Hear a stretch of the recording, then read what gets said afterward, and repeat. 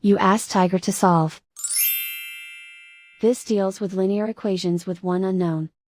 The final result is x equals 14. Let's solve it step by step. Simplify the expression.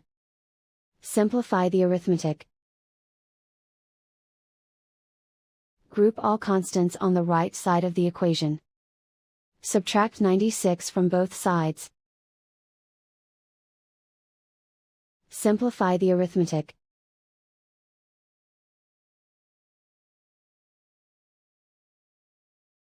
Isolate the x. Divide both sides by 6. Simplify the fraction.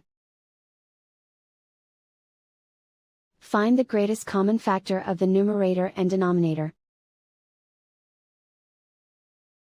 Factor out and cancel the greatest common factor. And so the final result is x equals 14.